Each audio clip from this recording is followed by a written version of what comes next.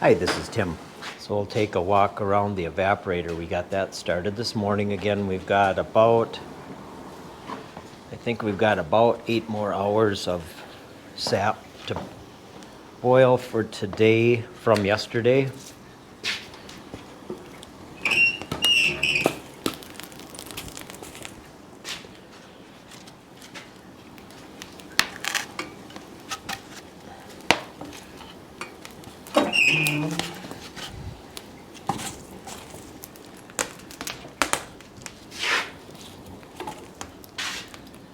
I guess it was pretty full already. We didn't need to put too much more in there. So we got a good fire going this morning.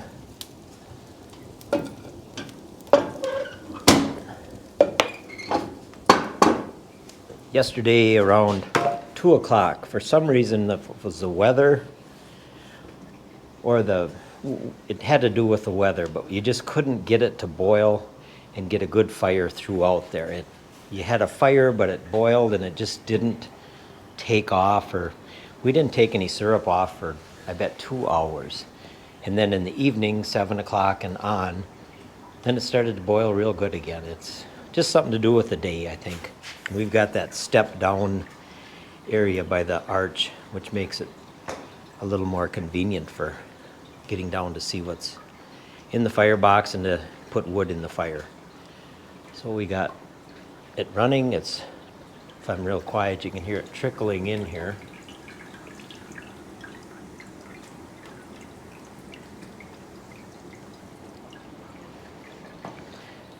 It'll keep trickling in like that throughout the day, and we'll get through about 20 gallons an hour. We don't push it too hard, I guess, maybe.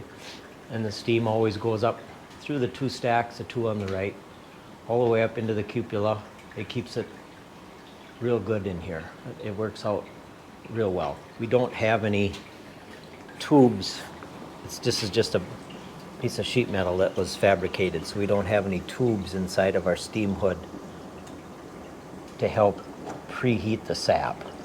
It would be another step that we could do maybe someday.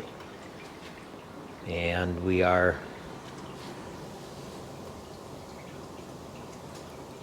just about at our 7.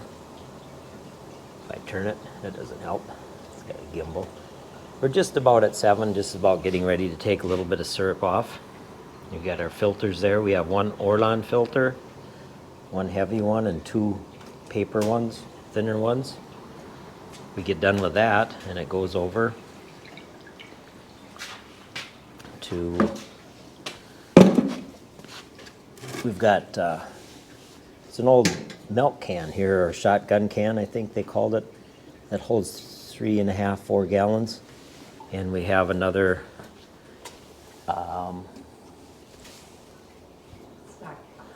stock pot that's full of syrup from yesterday. And then 2 more stock pots up on the stove here that are being heated up right now. So we have a fair amount that we have stored up and ready to can. And we can run out and see what we have.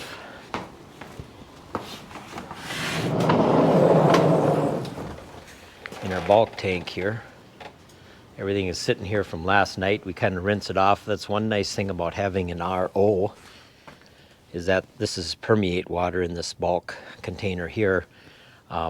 When we run the RO to rinse it, it has pretty fair pressure out of that small hose, and we can rinse off the outside of the bulk tank and clean out that intake line, I call it.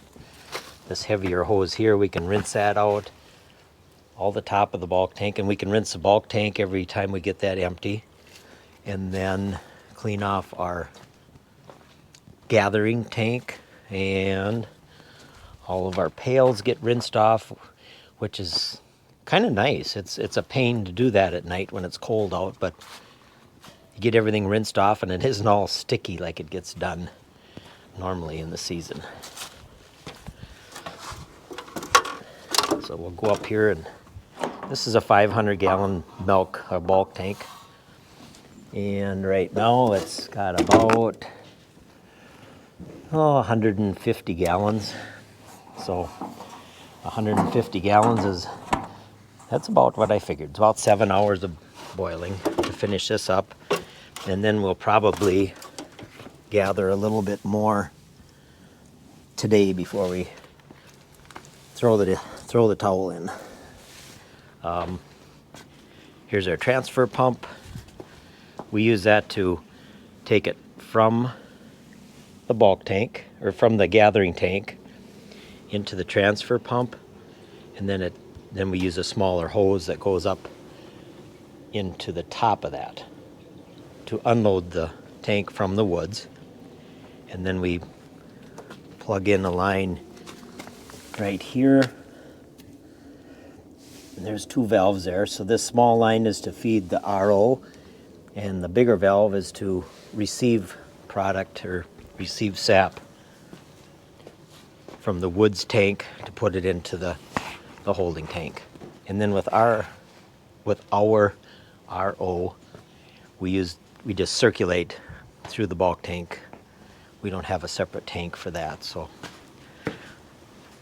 it kind of works all right. And then we run it back out of the bulk tank through the line, through the pump, and then the hose hooks onto this right here, and that goes up into our head tank, via this valve through the hose and up into the top on the head tank.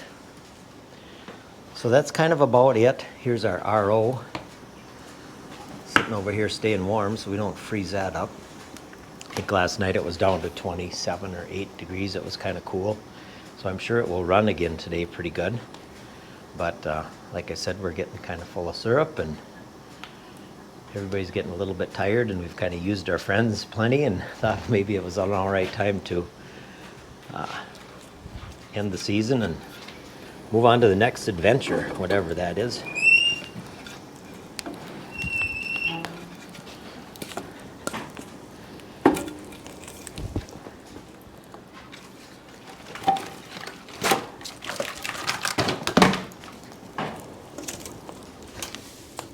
It's surprising. Everybody, I guess Sunday was yesterday, and we had quite a few people that showed up just to visit and get some sap or syrup.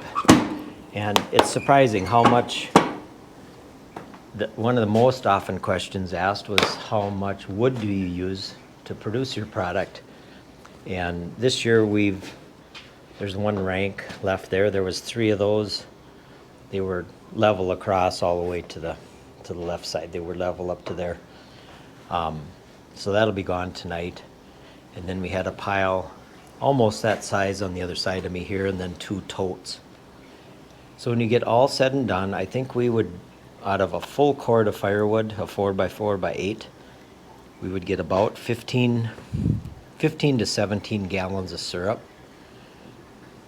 So it isn't that much wood. I mean, this pile of wood here would take us, if Jody and I stayed at it, we would make that in a day pretty easy, out of some windfalls that are out in the woods here, some hickory and a little bit of oak and a little elm. Mostly hickory is what we're working on now. So in a day and a half of work to make 40 gallons, almost 40 gallons, say 35, 40 gallons of syrup, it isn't real bad. And that's with the help of the RO. That saves 20-30% on our wood. So it isn't really that bad. The amount of wood that you use isn't too bad. You probably could have a more efficient evaporator than what we do, maybe. These are kind of just the basic ones, and they work just fine. But for a hobby, they're more than adequate. So I guess that's about all we have right now. Anyway, I appreciate everybody watching, and stay tuned, and Lindsay will be in the garden real soon doing all of her projects there. So thanks again for watching.